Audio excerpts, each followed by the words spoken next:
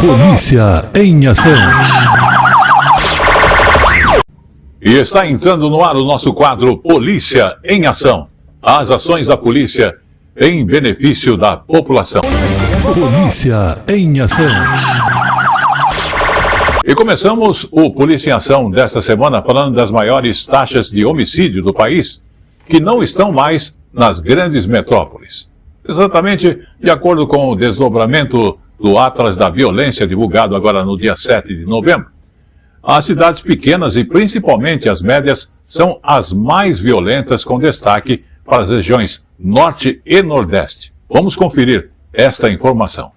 No geral, a taxa de mortes violentas no Brasil tem caído nos últimos anos, mas o mapa do crime vive um redesenho. É o que confirma um detalhamento do Atlas da Violência, com informações dos municípios de 2023. As facções avançam para cidades menores e, com isso, aumentam as disputas por território e também as mortes. Na lista das 20 cidades com mais homicídios do país, 10 estão na Bahia. As piores são Camaçari, Jequié, Juazeiro, Simões Filho, Feira de Santana e Salvador. O estado tem atuação do Comando Vermelho e do PCC, em aliança com facções locais como o Bonde do Maluco e o Comando da Paz. Pernambuco, também no Nordeste, abriga pelo menos 12 facções em conflito. O Norte tem a capital mais violenta do país. Macapá, no Amapá, registrou taxa de homicídio de 67,5 por 100 mil habitantes, 3,3 vezes mais que a cidade do Rio de Janeiro. O Amapá também tem o município mais violento do país. Santana tem a impressionante taxa de quase 90 homicídios por 100 mil habitantes. Amapá e Amazonas têm conflitos entre Comando Vermelho, PCC e organizações regionais, como a Família Terror do Amapá e o Cartel do Norte. Por outro lado, as grandes cidades do Sudeste têm registrado queda nas mortes violentas. O Sul é a região mais segura e tem a capital com menos homicídios registrados, Florianópolis, em Santa Catarina. No estado de São Paulo, as mortes violentas estão caindo há mais de 2 décadas. Uma das explicações é o domínio que o PCC tem dos mercados ilegais. Minas Gerais tem diversas facções fragmentadas, com menor grau de conflito aberto. A cidade com a maior taxa de homicídios no Sudeste é Angra dos Reis, no Rio de Janeiro. Em Santa Catarina, a atuação do primeiro grupo catarinense ocorre em um cenário de violência mais pontual. É o estado mais seguro do Brasil. O estudo ainda mostra que capitais como Fortaleza, São Luís, Goiânia, Cuiabá e o Distrito Federal registraram reduções superiores a 60% nas taxas de homicídios entre 2013 e 2023. Polícia em ação. Vamos agora continuar ainda dentro desse assunto no Polícia em Ação, porque o ministro da Justiça se reuniu com os integrantes do consórcio Nordeste, a entidade formada então por 9 estados desta região do Nordeste. E o objetivo desse encontro justamente é traçar soluções conjuntas para o combate ao crime organizado. Vamos saber mais detalhes nesta reportagem. Olha, hoje os governadores dos estados do Nordeste vieram a Brasília para trocar ideias sobre as melhores práticas para combater o crime organizado em todo o Brasil. Eles discutiram com o ministro da Justiça, Ricardo Lewandowski, principalmente formas de integração das forças de segurança. Uma integração que seria operacional das forças policiais e principalmente integração dos serviços de inteligência estaduais com o serviço de inteligência do governo federal.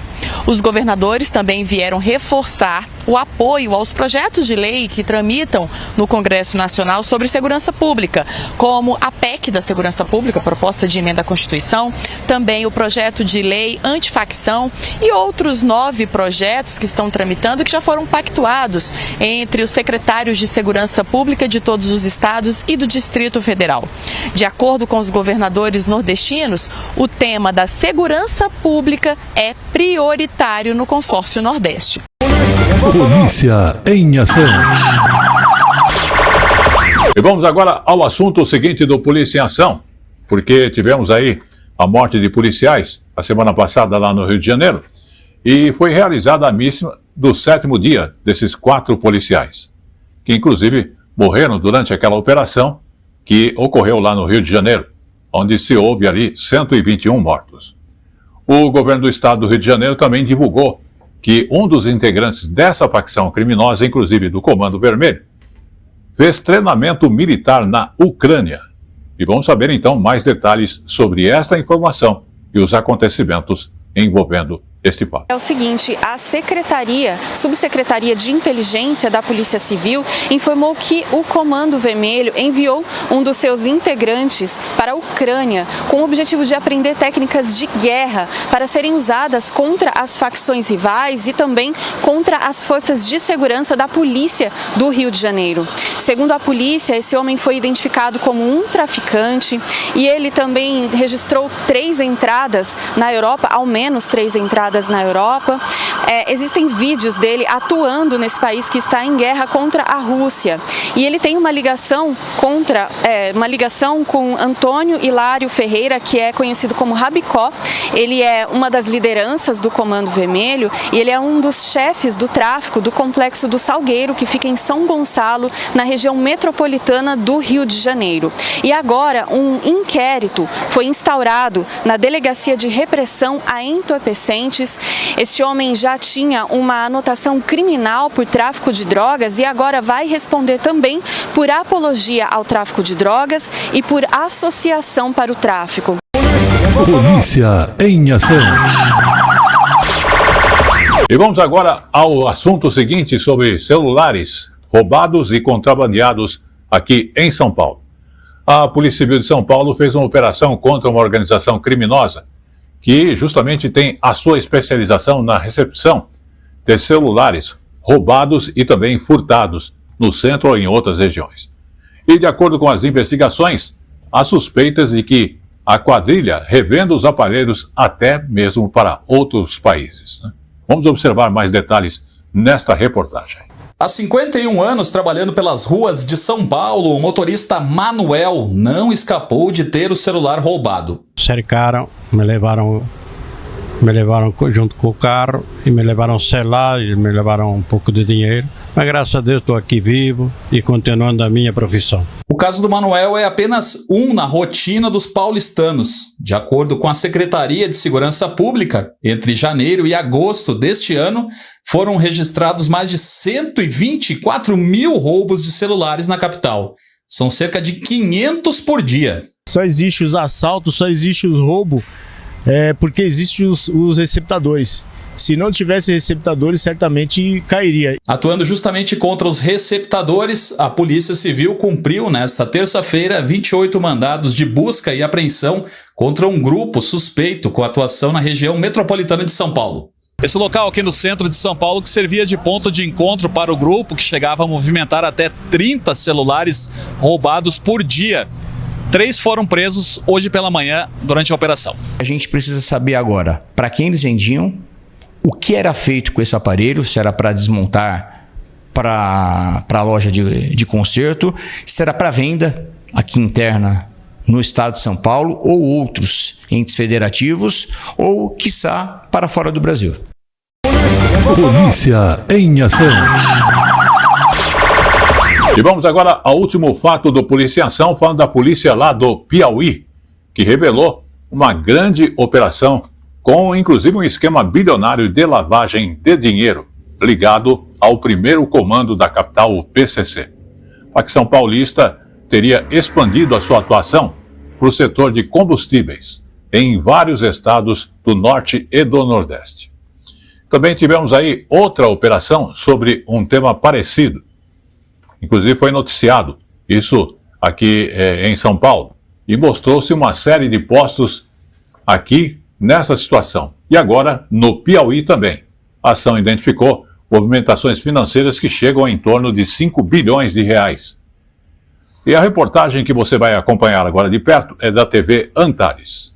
Vamos acompanhar mais detalhes deste Polícia em Ação. As investigações iniciaram há 2 anos, logo após a venda da rede de postos HD a uma empresa criada 6 dias antes da assinatura dos contratos. Foram encontrados indícios de que a compradora funcionava como uma empresa de fachada e que estaria ligada a holdings vinculadas ao PCC. Foram 49 postos interditados no Piauí, 30 somente na capital Teresina. De acordo com as investigações, o esquema criminoso chegou a acumular um montante de 5 bilhões de reais. O inquérito identificou ainda ainda cerca de 70 CNPJs relacionados direta ou indiretamente às empresas envolvidas. Além disso, foi constatado que mais de 500 notas fiscais foram emitidas por distribuidoras vinculadas ao PCC. Durante as diligências, a Polícia Civil fechou um centro de distribuição de combustíveis adulterados, que teria como objetivo abastecer postos em todo o Piauí. Foram apreendidas 4 aeronaves, além de veículos e itens de luxo que juntos valem milhões de reais. O dinheiro, a origem é ilícita, ele compra o posto e eles vão se retroalimentando.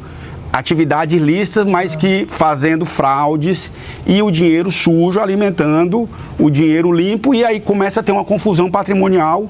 O que nós temos certeza é que a maioria dos empresários do Piauí são honestos, não tem condição de ter uma vida nababesca como as que a gente tem visto.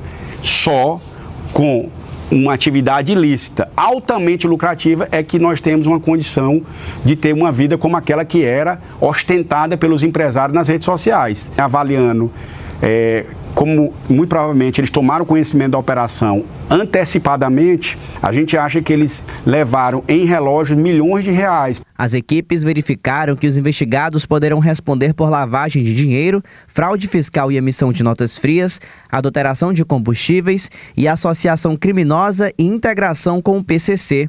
Até o momento, ninguém foi preso. Polícia em ação. E com essa última informação, o nosso quadro Polícia em Ação vai ficando por aqui, agradecendo a sua audiência e estará de volta na semana que vem. Até lá. Polícia em ação.